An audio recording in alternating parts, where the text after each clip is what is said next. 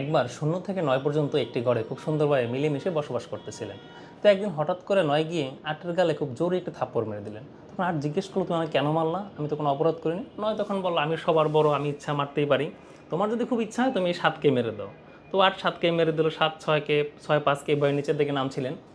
এক থাপ্পড় খেয়ে যখন শূন্যকে মারতে যাবেন তখন শূন্য একটু কর্নারে গিয়ে খুব কাজুমাজু করে ভয়ে চুপচাপ বসেছিলেন। তখন এক গিয়ে শূন্যকে থাপ্পড় না মেরে হাত বাড়িয়ে দিলেন হ্যান্ডশেক করার জন্য। তখন শূন্য অবাক হয়ে হাত বাড়িয়ে দিলেন। তখন শূন্য জিজ্ঞেস করলো, "তুমি আমাকে কেন মারলে না?"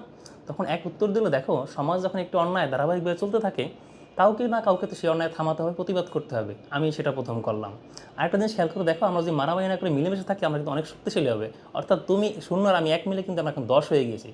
শূন্য বলল, "তাই তো, ঠিক তো, আমরা এখন সবার থেকে বড় হয়ে গেছি।" শূন্য তখন জিজ্ঞেস করলো, "তাহলে তো আমরা এখন সবার থেকে বড় হয়ে গেছি, আমরা কি তাহলে সবার উপর এখন প্রতিশোধ নিব?"